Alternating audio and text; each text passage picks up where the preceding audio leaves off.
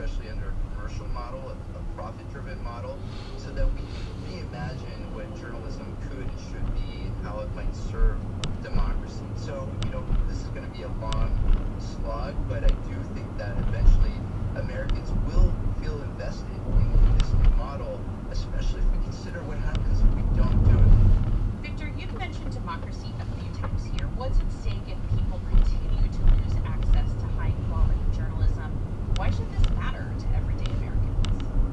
Yes, that's an excellent question, and it often seems like an abstract problem for many Americans, especially because on the surface level, it seems like we have access to more news and information than we've ever had before. But in fact, what we're seeing is that our local school boards aren't being covered, city halls aren't being covered. We don't know what's going on in our backyard or even at our state governments. So many of the things that often aren't thought of as the sexy kinds of journalism, the kinds of journalism that really grips our attention and sells advertising, serves as clickbait, what have you, that's the kind of journalism that we still need reporters on the beat covering day in and day out. That's what democracy requires. And so I think oftentimes it's these subtle losses that we're not immediately aware of, but it's directly impacting our daily lives. And if we think about things in our recent past, like around vaccines or where to vote, these are very basic forms of community information that historically newspapers have delivered, and that's exactly what's disappearing. And if we think about, health communication, and this really does become a life and death issue. If we need to know, is it safe to go outside? Or, is there some sort of natural disaster happening right now, and we don't have any local media to report on this? So, these are all examples of where we're all suffering from this journalism crisis. And this is something that, despite all the doom and gloom, I remain cautiously optimistic that we will be able to turn this around. We just have to be open-minded and reimagine what journalism could and should be. Victor Pickard is a professor of media policy and political economy at the University of Pennsylvania. Victor, thank you for taking the time to speak with us. Thank you so much, Nyla.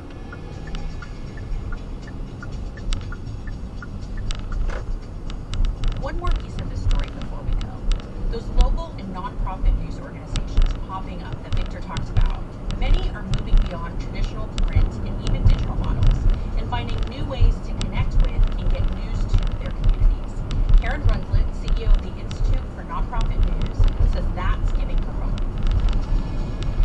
There's so many different journalists out there who are using tools like WhatsApp, like Nextdoor, to have conversations in the community. Connect to Arizona is using WhatsApp to convene community and talk about important issues in Spanish, for instance. And there's also City Bureau documenters. They're training citizens and paying them to go to meetings, cover those meetings, take the notes, and partner with journalists to produce written stories, audio stories, video stories. They're holding the leaders accountable in those meetings to answer to certain questions to make sure the data is correct. City Bureau and documenters are an example of journalists training citizens how to commit acts of journalism. So there are a lot of grassroots organizations doing things to connect people and inform them so that they can be empowered and active in their communities that you may not have heard of. Karen Rundlet is the CEO of the Institute for Nonprofit News. And that's it for this week's edition of One Big Thing. And before we go, I have a favor to ask of you. If you have a moment, I'd really appreciate it if you could leave us a rating and review on Apple Podcasts. It makes it easier for other people to find our show. The One Big Thing team includes supervising producer Alexandra Botti and sound engineer Jay Cowan. Alex Sugiura composed our theme music. Asia Whitaker-Moore is Axios' executive editor, and Sarah Keilani Gu is Axios' editor-in-chief. I'm Nyla Boodoo. Thanks for listening, stay safe, and we'll see you back here next Thursday. The history of HIV and AIDS is the history of people who were told to stay out of sight and who refused. Gay men, but also injection drug users, women, and yes, children who contracted the virus. Join us for the series Blind Spot, The Plague in the Shadows. How much pain could have been avoided had we paid attention sooner? And what lessons could we have learned? From History Channel at WNYC Studios. Listen wherever you get podcasts. LinkedIn presents. I'm Rufus Griscom, and this is The Next Big Idea. Today, why aging is a superpower.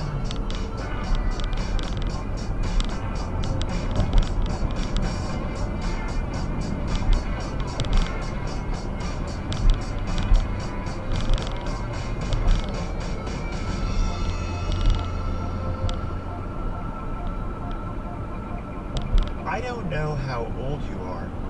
If I did, what would that tell me about you? If you're under a certain age, would I not take you seriously? If you're over a certain age, would I assume that you're obsolescent, a walking fax machine? I am 56 years old. To be honest with you, I'm not sure how to feel about that. I have been for most of my life unfazed by the aging process. Now I'm teetering on the brink of 57, which in turn is right next to 58, which is basically 60. That's an adjustment for me. 60 sounds old to me. And I see it. I see it in the graying hair, wrinkles, sunspots, and in the humility, the oddly calm acceptance I seem to have of my relative smallness in the cosmos. And yet, at the same time, I feel frisky, revved up, as energetic as I've ever felt. Like I have mountains to move, worlds to change, freak flags to fly. No matter how old you are, you're probably going through some version of this. A sense of periodic surprise at the passage of time, a recalibration, an acknowledgement of change, but maybe at the same time a defiance of it, a resistance to being pigeonholed.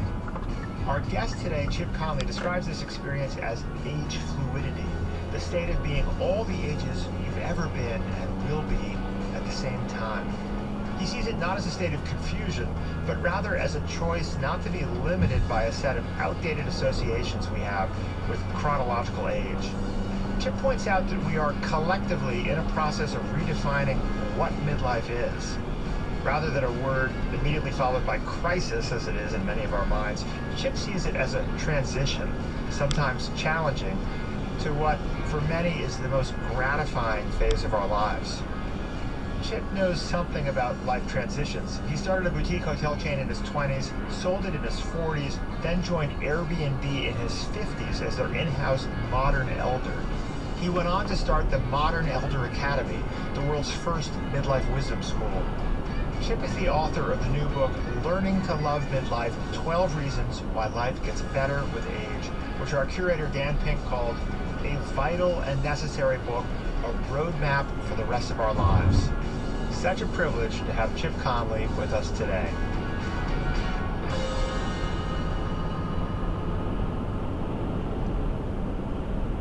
The LinkedIn Podcast Network is sponsored by TIAA. TIAA makes you a retirement promise. A promise of a guaranteed retirement paycheck for life. Learn more at TIAA.org/promises pay off.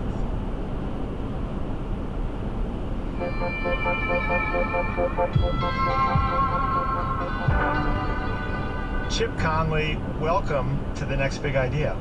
Thank you. Great to be here with you, Rufus. I am honored, to be honest with you. I love the work that you guys are doing. Well, thank you. We're so delighted to have you here. Chip, I think I can say with confidence that you are aging right now. I'm aging. Everyone listening to us right now is aging. I see it, Chip, in the nooks and crannies of my body. I'm 56 years old. I see little bits of my father in these corners.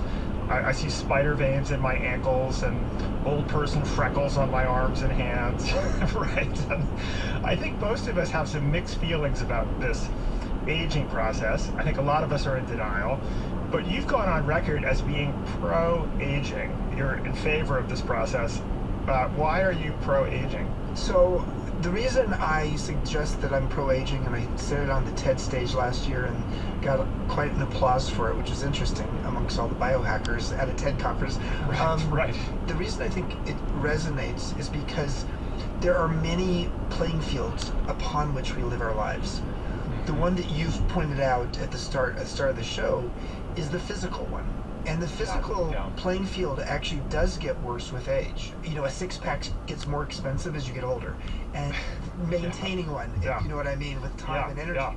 So I don't know how to do it, actually, if you have ideas. I never had one, so I. Yeah.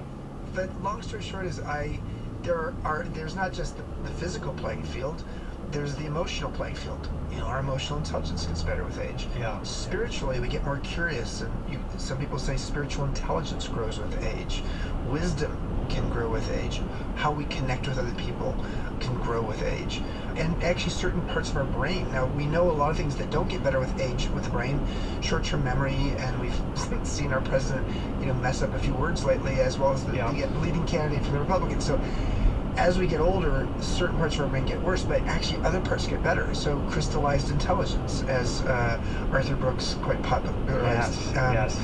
And I think he was on your show. He was. Yes, he was. So there are a lot of things that get better with age, but society in general is going to convince you that almost everything gets worse with age, when in fact the U-curve of happiness research shows that actually we get happier with age as well, after a low point between about age 45 and 50 on average.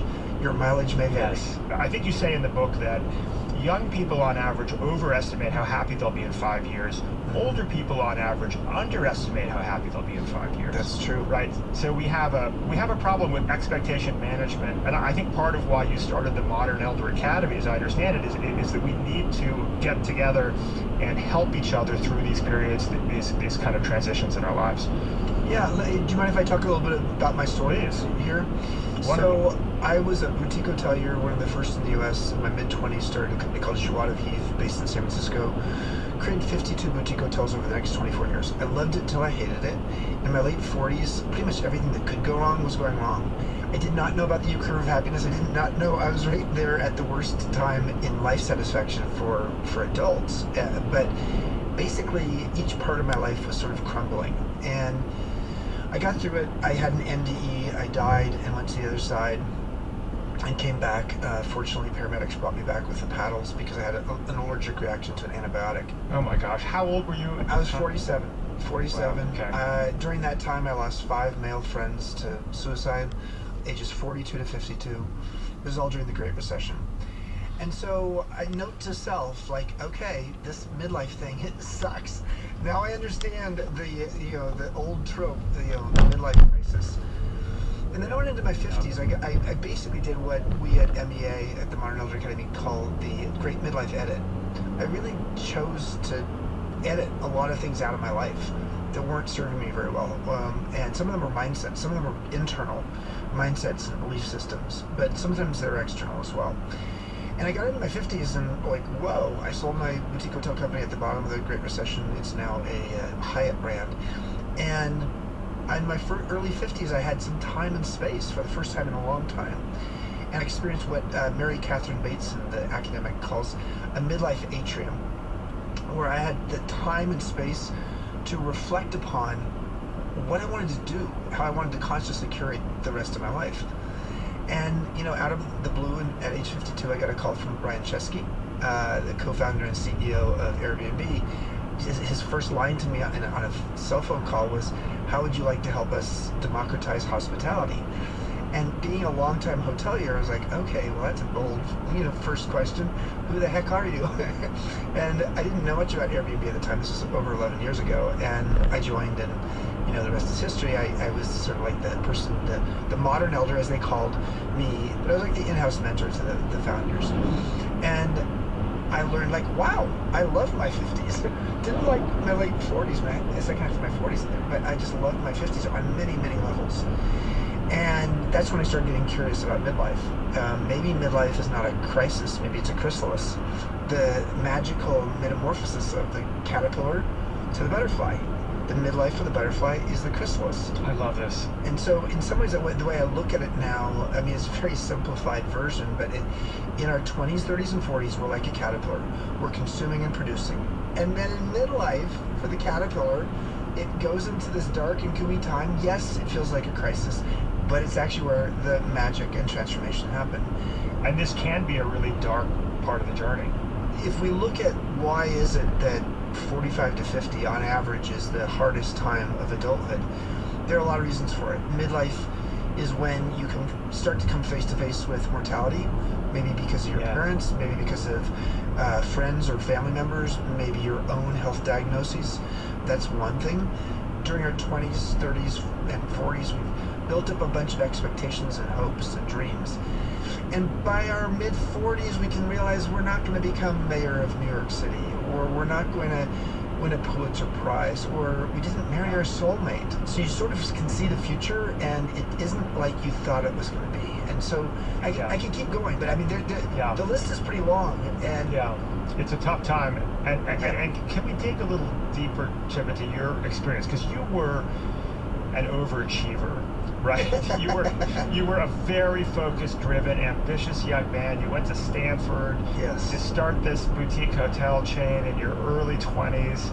You describe yourself as an admiration addict. I'm interested to dig a little deeper into like what your young experience was like. I mean, I'm sure it's a time of your life that you really appreciate and have a lot of fond memories from, but also exhausting, and it landed you in this place of just being worn out, I guess. We all have our personality types and archetypes of how we show up in the world, and I am the oldest and only son of two firstborn, and so I'm a firstborn. And and so there's a certain amount of responsibility that comes with that, and as the only son, and I'm Stephen Townsend Connolly Jr., chip off the old block, so there's an element of like I was supposed to be a better version of my father. Sure. I grew up, learning that love and affection and attention came when I achieved. And, just as an aside, when I was 22 years old, I came out as a gay man. Now, doing that in 1983, when Age was on the cover of Newsweek, was not an easy thing to do. I did it when living in New York, and lots of risks attached. And so I was that kid who had girlfriends in high school and college, was an all-American water polo player, who was recruited to play at Stanford, was in a fraternity. So I didn't fit the normal profile of someone who's going to come out at age 22 back in that era. And so I think in many ways I wove into my persona and who I was and who I am this idea that I am only as lovable as my last achievement, and I live for admiration. And so I think one of the beauties of getting older is you can see your pattern recognition. You can see your shadow side. And I write a little bit about this in the book, that if I'm always trying to be admired, I'm just packaging myself. And I've got to be true to who I am. And of course, at age 22, when I came out, that was not easy for especially my father, who was a Marine captain in the reserves. And my process, though, I still have admiration addict built into me. But I have a sense of humor, and I can see it. I can see it a mile away when I'm doing it. And in the past, it was a shadow part of me that was showing up without me conscious of it. So that's a big part of like growing up, is to grow up and see yourself, be a first-class noticer of qualities about yourself that you want to improve and get better about. And when you say that you lost 5 friends to suicide in their 40s, I mean, that's kind of an astonishing number. Did they have similar paths to your own path? You were very successful, right? In your 20s and 30s, you were kind of a star, right? You were building what I think became the second biggest boutique hotel chain in the country. So your life was, on the surface, close to perfect, or ideal, or enviable. When you look back on it, how do you think about that kind of disconnect between your outward life and your inner life? And did you have how dark was that period for you? It was very dark. So when I look at the 5 friends who took their own lives, and one of them was weirdly named Chip, my best friend in the world who had the same name I had. He was not my best friend, but he was the best friend who had my name. But he was still one of my maybe 10 or 15 closest friends. The variety of reasons why it was everything from entrepreneurs who had failures during the Great Recession, and their sense of identity was way too attached to their business card, to one person who had long-term depression issues. Another one who probably had some substance issues going on that was all under the cover and nobody knew about it. So that was what was going on with all those, and all of the men. And men are 4 times more likely than women to do what they call successful suicide, which is such a terrible term. A successful suicide is actually dying in the process. Right. So men do it more often, and it's partly because men are so much less socialized to address vulnerabilities and what's going on in their lives.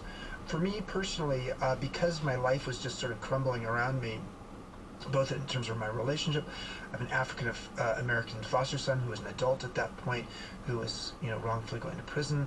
I was running a company I didn't want to run anymore and running out of cash, and long-term relationship ending.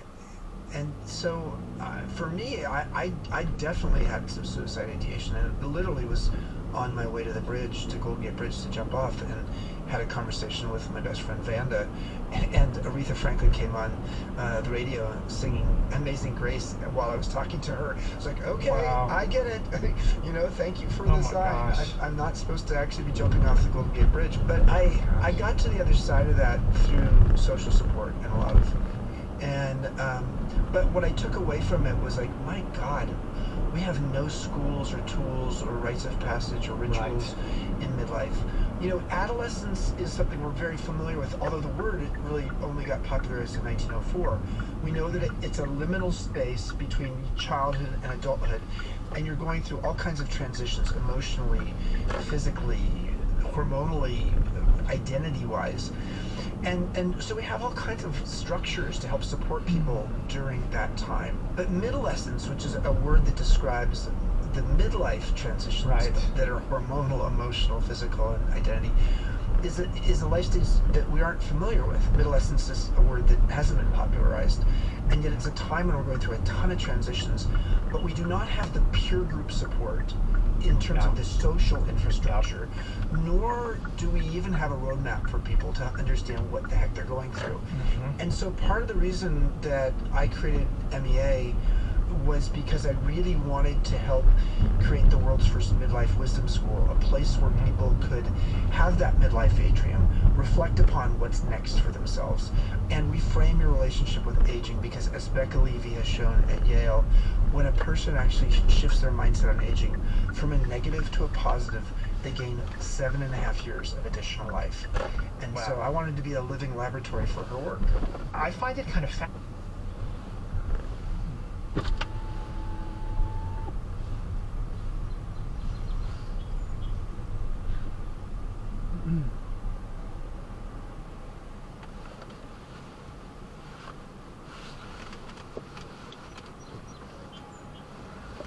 Hi, my name is Chess. Are you using mobile app today? Yes, it's 5582. You said 82 for the last 2? Yes. Okay, and what can I get for you? I'll take a sausage McMuffin and a sausage burrito. And Any hot or mild? Mild, please. Okay. And I got a coupon for a free hash brown. Yep, I can do that. Just make sure you hand in the coupon at the first window. Anything else? That's all.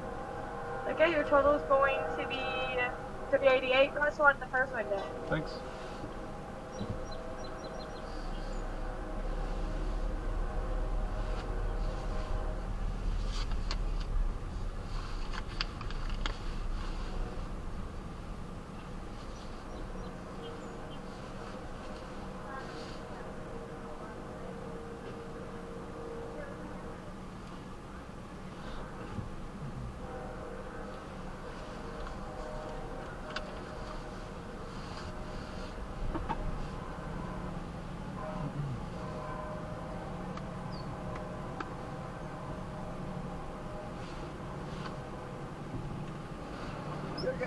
All right, thanks.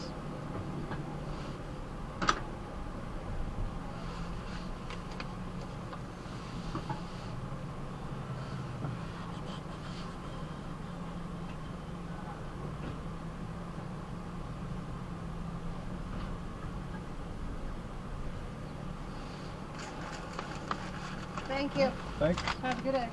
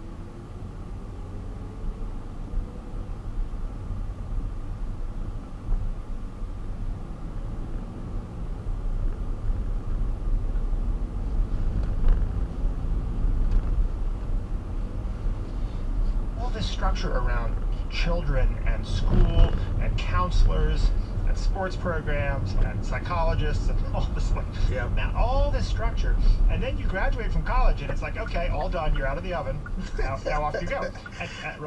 And we have some very effective institutions like AA for people who are recovering from addiction, or YPO for people who've built, wildly successful startups. But most people don't have these institutions in their lives.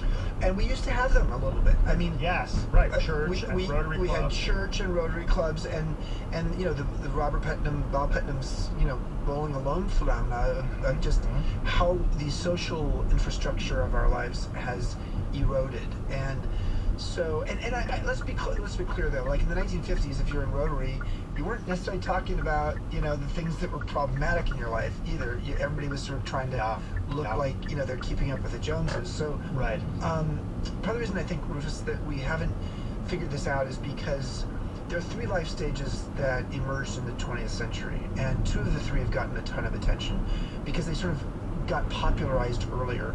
So adolescence we've talked about. Retirement was sort of a 1930s phenomena with Social Security, pensions, AARP, and retirement communities, and no doubt retirement and adolescence have gotten a lot of love. But we haven't made sense of midlife, and it was really the second half of the 20th century that midlife became a thing. But unfortunately, it got branded as this crisis. And then I think also, when you think about adolescence and retirement and the ages of people who are young and people who are old, there's a sense that they need support and love and caring, and they're a little bit in need. Whereas someone at 50 years old who's crying about the fact that they are getting divorced and they lost their job and their kids aren't talking to them and their parents are in a nursing home, you don't want to hear that 50-year-old. You're just like, buck it up. You're an adult. Like, put your big pants on. And so what we end up with is a soaring midlife suicide rate, which is more than twice what it, more than twice as high as it was in the year 2000. Wow. Yeah, that's extraordinary. And it's, but the flip side, it seems to be, of this pain that so many of us experience in this kind of dark periods of midlife, is that it turns out it's an opportunity for connection. I love this.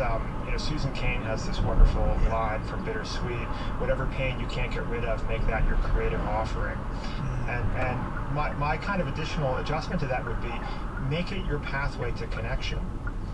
The pain you can't get rid of, right? Because and I think this is what you've done with MEA, with Modern Elders Academy, right? It is to basically say, hey, let's come together, let's help each other through this period. And this has been a powerful experience for you, hasn't it? I mean, this has been it's been a form of service, but also a source of awe and connection. In many ways, I started MEA because of my 5 friends, especially Chip, because I wish that something like MEA had existed for them. So yes, it started 6 years ago. We've had over 4,000 people from 47 countries come to our Baja campus, which is an hour north of Cabo San Lucas on the Pacific Ocean. It's quite beautiful. And then we have a campus opening in Santa Fe, New Mexico, on a 2,600-acre regenerative horse ranch. And so we've had all these people. It's the average age of the people who've come is about 55. It's about 16% women and about 40% men.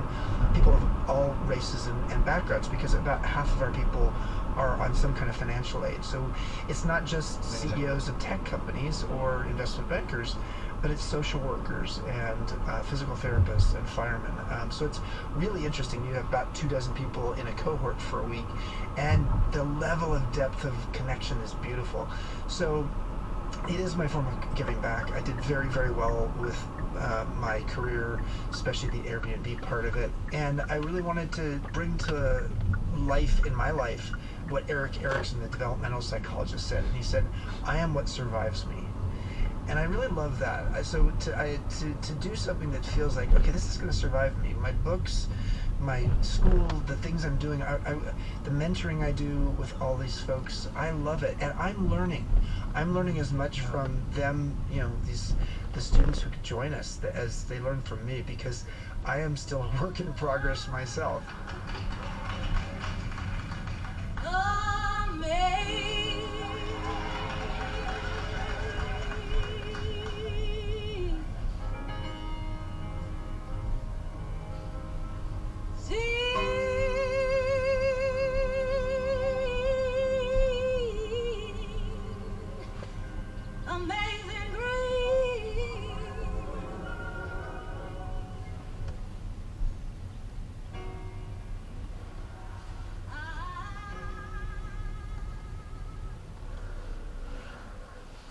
The LinkedIn Podcast Network is sponsored by TIAA. In the last 100 years, we've seen financial markets swing, new currencies coming.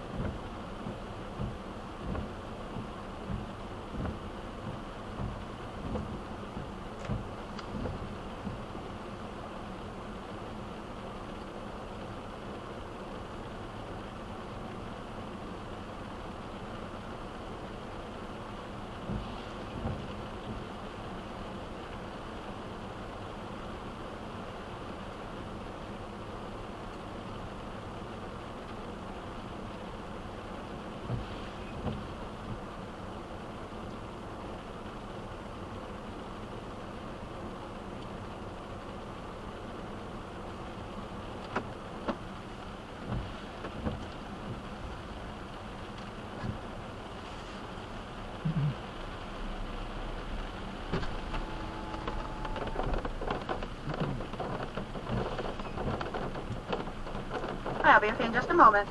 Okay.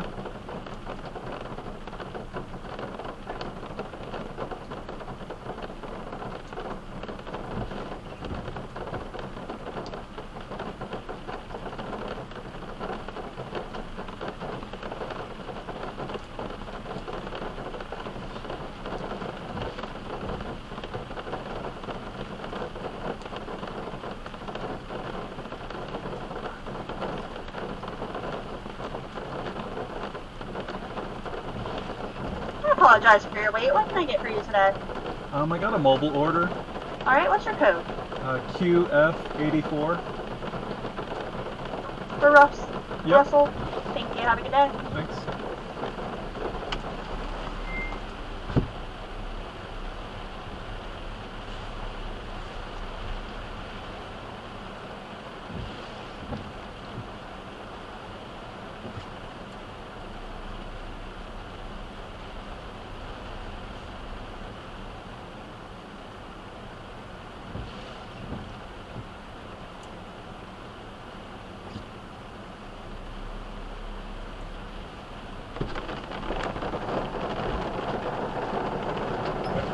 Thanks.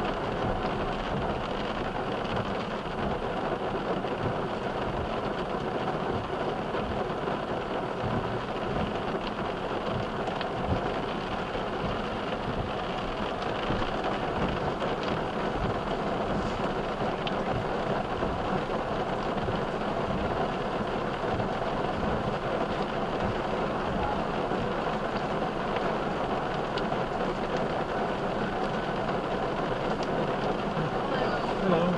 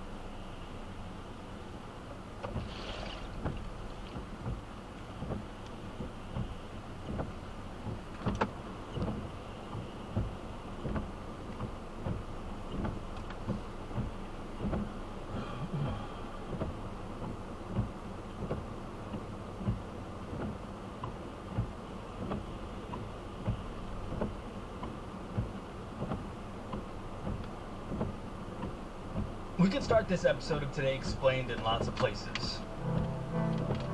We could start in January 2024, when museums across the country all of a sudden just shut down exhibits. We have taken off display or covered the cases with objects that are of cultural sensitivity. Or we could start with the 1990 law they're attempting to comply with. The Native American Graves Protection and Repatriation Act. Or we could start in the decades prior to the passage of that law, when Native American tribes were clamoring for it. It wasn't just given.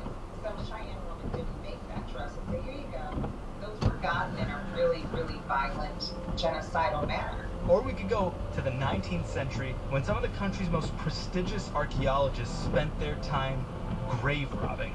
On the show today, we're going to talk about how all the affected tribes might finally get their ancestors and their stuff back.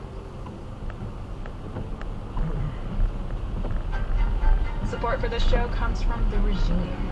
Academy Award winner Kate Winslet stars in the new HBO original limited series, The Regime. From executive producers of Succession, HBO's The Regime premieres March 3rd on Max. Hey, it's Sean Emmett, host of The Gray Area.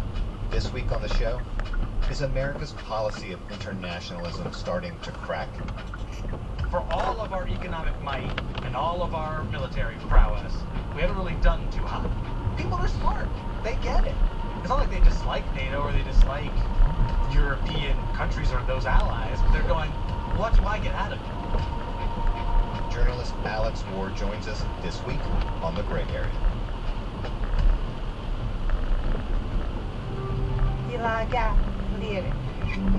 You're listening to Today Explained. This might be hard to believe, or maybe to you it's totally believable, that American museums to this day in 2024 hold hundreds of thousands of stolen Native American objects and even ancestral remains, but they do. Mary Huditz has been writing all about it for ProPublica. I'm also a Psalica, which means I'm a member of the Crow tribe, which is in Montana. But thanks to new regulations inserted into a 30-ish-year-old law called NAGPRA, the Native American Graves Protection and Repatriation Act, that's all starting to change right now. So a lot actually has been happening lately. Museums have been issuing apologies in the past year. First, I must begin by apologizing to all of our Native American colleagues, both on campus and in the Native American communities, for the actions of our university over many decades. I think we've had a shift in realizing we're not the experts, right? It's the people whose history that we are interested in, which are the experts. And if they are still alive, they're the people that we need to learn from and listen to. They've started to file federal notices here publicly online saying that they're ready to repatriate thousands of ancestors that they had held. Forensic experts are now working with Dartmouth College after finding Native American remains. Those remains were previously unreported. And then, probably most significantly, in the past month, new federal regulations went into effect. Provision now requires museums and federal agencies to obtain consent of lineal descendants, Indian tribes, or Native Hawaiian organizations to display cultural items. They require museums to reassess their collections, review them. In the next, several years, they're going to have to make determinations about their origins. And the regulations now require museums to get informed consent from tribes to conduct scientific research on them. Tell me about these regulations. Where do they come from? Certainly not Congress. They don't agree on anything. The newest iteration of the federal regulations actually have been sort of years in the making, but they were not given much attention or much urgency by the Interior Department until about a year and a half ago or so. History comes full circle in the confirmation of Deb Haaland as the U.S. Secretary of the Interior. And it was under Deb Haaland, who was appointed by Joe Biden, that the Interior Department started a review of their regulations. A member of the Laguna Pueblo tribe of New Mexico, Haaland's family traces back 35 generations on American soil. They consulted tribes, they received dozens of letters from museums telling them whether they should or shouldn't enact these new regulations, and now we've arrived at this process. So tell me what happened. The federal government, Deb Haaland, the Biden administration, they add some regulations to this law, NAGPRA, about a month ago, and what, is it like flipping a switch? All of a sudden museums start complying? How does it turn out? It feels at the moment like a flip of a switch. I think one of the most dramatic things that happened is that museums, very large ones in major cities, started to close exhibits that featured Native cultures. Two exhibition halls at the American Museum of Natural History are now closing because of new federal rules. Cleveland Museum of Art brings in people from far and wide, but today not all artifacts are on display. display, and that I think came as a big surprise to the public, especially if they hadn't, been following repatriation and NAGPRA. Which, let's be honest, the public was not doing. Correct. Yeah. Black curtains and covered displays inside Chicago's Field Museum. Moves the museum had to make to follow changes to the Native American Graves Protection and Repatriation Act. We have taken off display or covered the cases with objects that are of cultural sensitivity. Museums need to take time to understand what they had in their exhibits that were sacred and that many tribal cultures would prefer not to have on exhibit. So now I think many of the closures are temporary. Some of them involve simply closing the door. And so it is really dramatic what the public is seeing in certain instances. Okay, now let's talk about the work of sorting all of these ancestral remains and these objects out. So how exactly does it work? Does a tribal family approach these institutions and say, hey, we think these are our ancestors, or we think these are our objects, here's our proof? Is there some sort of third party who's going to decide where objects and ancestral remains go? There's not a third party, but yes, NAGPRA does allow tribes to make claims. In fact, it's very much sometimes called a claims law. So if a tribe makes a claim to their ancestors held at a major institution, that institution had like 3 months to offer an initial response and then at some point offer a decision. But until these new regulations went into effect, museums have been able to tell tribes that items in their collection were culturally unidentifiable, which means they could say they didn't know where items came from. They couldn't decide if the tribe's claim was a rightful one. And I think NAGPRA wasn't written in a way that required museums to have definitive proof. It understood that when museums took from Native graves, they did it in such an aggressive way that they didn't document everything. They took so much at a time. But now, the new regulations, I think they require museums to give more deference to tribes and their histories. One of the things that had been missing for so many decades in the museum world was, not enough credence was given to Native people about their understanding of who they are and where they come from and the time that they had in their homelands. Do any serious offenders come to mind? So we analyzed the data and found that 10 institutions held half of the ancestors that had yet to be repatriated, which is worth noting. But the museums that get the most scrutiny are very often the very big ones that we hear about, like the Field Museum, American Museum of Natural History, even though they're not in that group of 10. Harvard University has the 3rd highest number of ancestral remains. Well, we don't like to punch down here at Today Explained, so let's punch up. Let's talk about Harvard.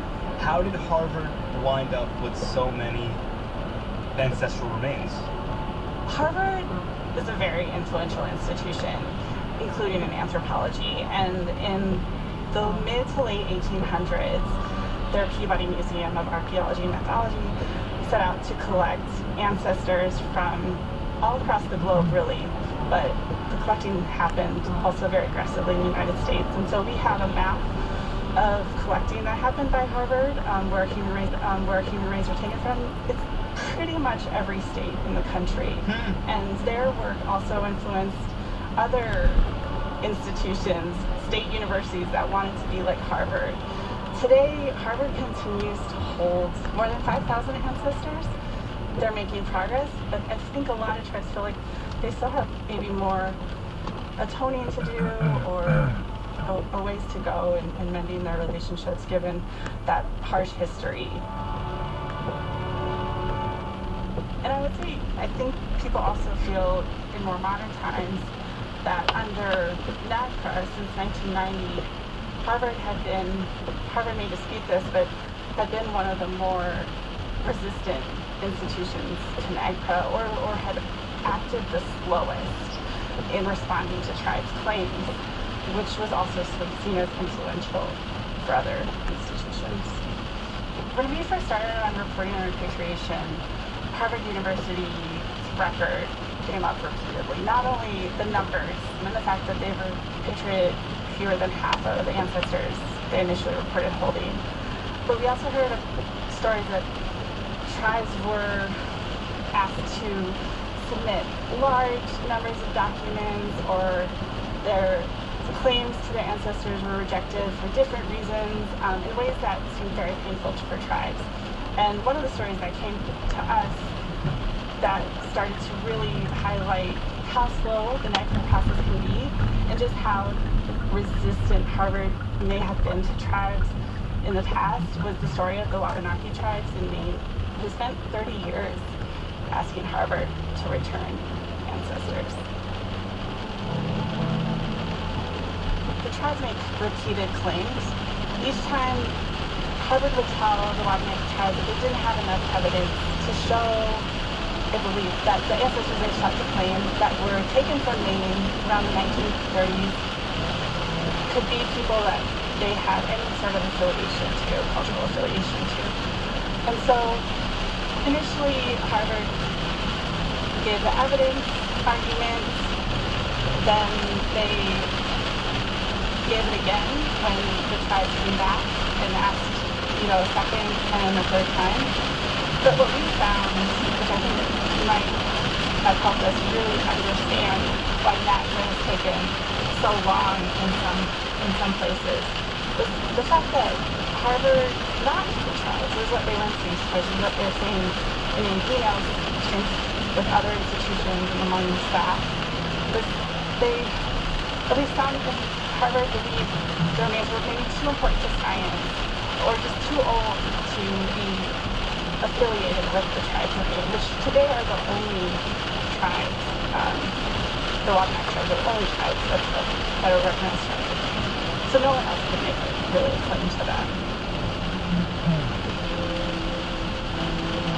As time went along, new generations of Wabanaki were starting to become interested in repatriation, and so they tried to use archaeology to convince the archaeologists that they could have a claim to the ancestors. Harvard still denied them, and those claims to archaeology included, explaining the tribe's time on the land that they have known to be theirs, or where they had established their cultures many, many, many, many centuries ago, and trying to explain how maybe certain burial practices were not necessarily different from certain burial practices that they might have today. And still, I think Harvard decided, and the ancestors could not be repatriated to the tribes. In the end, Harvard did return the remains to the tribes. Again, it took 30 years. So what was it that finally convinced Harvard? It's hard to know again because Harvard did not speak with us. But what we can tell from our timeline and understanding Harvard and its history, it too finally started to arrive at a reckoning at the highest levels of the institution to understand its history of sort of harming communities of color and its poor repatriation rate. And they started to issue a series of apologies, but they were very broad apologies, or public apologies. And when they started to do that around 2020 and 2021, the Wabanaki tribes decided to take advantage of that moment and remind Harvard they still have the remains of the ancestors that have spent 30 years asking for repatriation. Nuts. Amazing. So basically, it wasn't the Wabanaki tribes pleading, proving, bringing receipts to Harvard. It was George Floyd. Yeah. There was Harvard facing new public pressure over its past following the murder of George Floyd. As a member of the Crow tribe in Montana, I want to ask you what it's felt like to report on these stories as an Indigenous person, and also, if you don't mind sharing, how it feels now to see, after 30 years, NAGPRA being taken more seriously by the federal government, by museums and institutions across the country. It was really difficult to decide whether to even embark on the reporting, knowing how massive it was. 600 museums must comply with NAGPRA. We were going to review the records for all of them. But in addition, I think we talk, and I know it's not just Native people, but we speak of the deceased, I think, in a way with such care and respect, and there are ways that we do it that are different than maybe the mainstream culture would. So just to even sort of embrace a topic that was about people who have passed on, it took a lot of, thought for me. And I think now that we're here on sort of the other side of our reporting, it's gratifying to see the reward. But I like to be careful with the tone because there's still nearly 100,000 ancestors in museums. There could be a long ways to go, and it's worth, whether you're a reporter or the public, to kind of keep the need for scrutiny in mind, because I think this issue may still be with us for a while.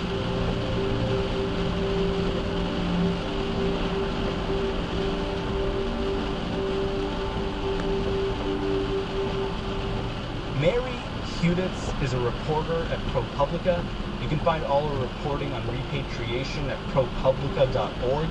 When we're back on Today Explained, we're going straight to the source to hear how museums are dealing with these new repatriation regulations.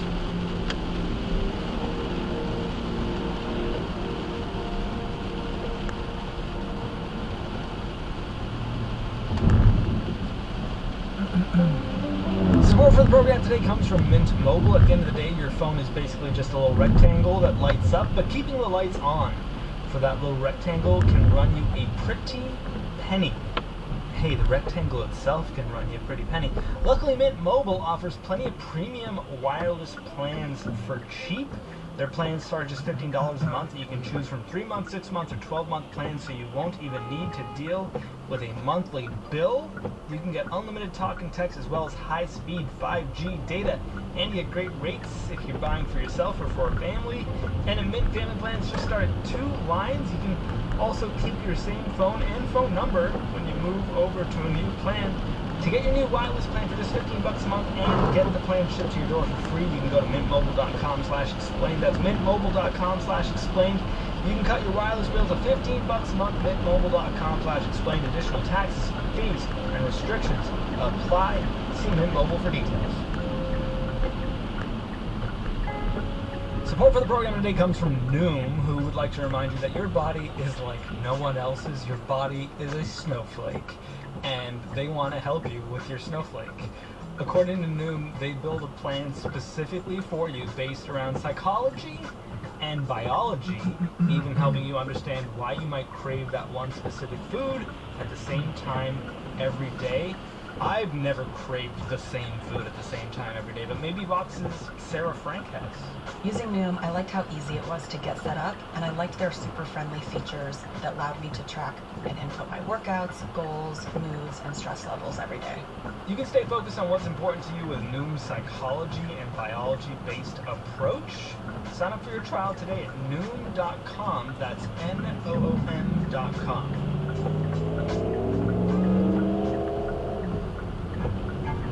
Support for this show comes from The Regime. Academy Award winner Kate Winslet stars in the new HBO original limited series The Regime, the darkly satirical story of a modern authoritarian regime as it begins to unravel. Within the walls of the palace, the charming and terrifying Chancellor Elena Burnham, played by Winslet, becomes increasingly paranoid and delusional. Her staff fears for their lives as everything from bad breath to speaking out of turn get you removed from the palace for good. Tensions escalate further, and a peculiar outsider slides into her inner circle. The Chancellor is swept up in his unorthodox worldview, taking everything from her fitness routine to her foreign policy. Together, they'll prove their nation's worth on the world stage, or end up a humiliating international disaster. From executive producers of Succession, HBO's The Regime premieres March 3rd on Max.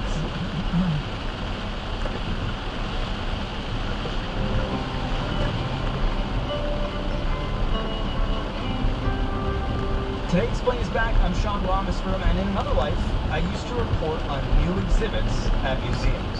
And let me tell you, when a museum has a new exhibit, they want to talk about it. But what we discovered in the making of this episode is that when museums across the country are being forced by the federal government to close exhibits, museum people are much less excited to talk. But Kat Steinberg was brave enough to join us. I'm the assistant director and curator of exhibitions at the McClone Museum, which is at the University of Tennessee here in Knoxville, Tennessee. Now, per ProPublica's reporting this past November, the University of Tennessee has the 6th largest collection of unrepatriated Native American remains in the country. So Kat's kind of working at ground zero. We asked her what a stroll through the McClung Museum might have looked like in, say,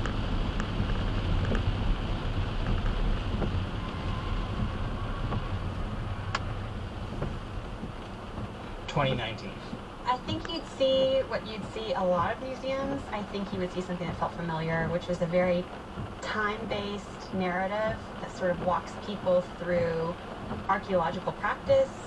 You would probably also at that point have seen belongings, which are funerary objects, and it would be focused on archaeology, but not on native perspectives. And we asked her what it might look like now. We actually had an exhibition that was about repatriation and was sort of focused on that removal of objects, that sort of emptiness. That exhibition opened in August of 2022 and it closed in December of 2023. So funny enough, if you were here in January, last month basically, that exhibit would have been gone already. We asked Kat how the McClung Museum went from focusing on the familiar to exhibiting emptiness. So what happened is in 2019, we had an inadequate assessment of all of the archaeological objects on display in our museum.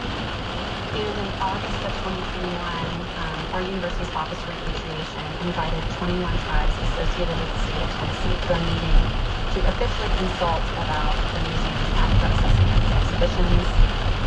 And then in December of 2021, there was a virtual consultation, and at that time, the tribes expressed their frustration that belongings to funerary objects were still on display. So from January to March of 2022, we took down 142 known belongings as well as 164 belongings missing from view. And then we started putting together text that we thought would describe Martha and the public. So there's been a lot of great reporting lately that has brought repatriation to the fore, but for the average member of the public, they've still never heard of that law. And we decided to put the emptiness of our cases on display as a way to sort of make a point about that. So you're just displaying nothing? In some cases, yes. There's also a lot of text. Maybe too much text, I'm now looking back at it. But as you might imagine, explaining the complexities of the law, explaining basic concepts like sovereignty, how it's a civil rights issue, but there were a lot of empty cases, and there were a lot of cases that were simply covered because they had information that we knew was inappropriate or offensive to our tribal partners. When people come into the museum and see a lot of text, but maybe not a lot of artifacts or objects, are they disappointed? What do you hear from people when they come in and see a sort of history lesson? It's a mixed bag. I will say that certainly there were some people that didn't understand why we were doing it, didn't read the text, that were disappointed that objects that had been there before had come down. But again, we felt like it was really important to be transparent about it. You know, a lot of museums are covering up spaces, but there still might not be some of these explanations of why that's happening. And we just felt that that would be more confusing in a lot of ways, to leave the empty spaces, but to not have any explanation of why we were doing it. Did this approach of displaying blank space and lots of text explaining why people were seeing blank space, when you guys came up with that approach, did it feel radical? It's kind of like John Cagey, right? It did feel radical, yeah. We were very influenced by another museum scholar, his name is Stephen Lugar, and he had a Medium post called Exhibiting Absence. That definitely influenced us. He was talking about a lot of different situations in which museums might put the emptiness of a display sort of on display itself, and that's literally a part of the exhibition. And something else that really influenced me was, there's a Chickasaw scholar and curator, her name is Heather Ottone, and she developed a methodology called the Core Tenets of Indigenous Methodologies, and basically those would be respect, reciprocity, relationships, and responsibility. You know, at that time, still sort of COVID times, we were thinking a lot about responsibility in the museum, responsibility to ourselves, responsibility to others, responsibility to our collections, and that's sort of another gauge that we use to develop the exhibition. I haven't personally heard or read about this particular pushback in articles about NAGPRA, but are there people out there who say, hey, if you take all these things off display, you're robbing children, adults, whomever, of education on Native history, whatever it might be? And if so, what would you say to that museum visitor who maybe felt that way? I think that the goal with all this work is to center and to share Native perspectives. And so everything that we do has to go back to that question is, are we centering Native perspectives here? And we need to do everything that we can to do that. So that can't just be one-sided. It can't just be like, well, I need this data or I need this, and so I'm going to ignore the rest of this. Being ready to return belongings to Native communities has been a law for over 30 years. And so at some point, it feels very frustrating for folks to say, well, I don't like a federal law that was passed, over 30 years ago. It's sort of a frustrating conversation to have. I will tell you, though, it still is a conversation that is had, and that's why I think so much attention has been drawn to it in the past few years, is because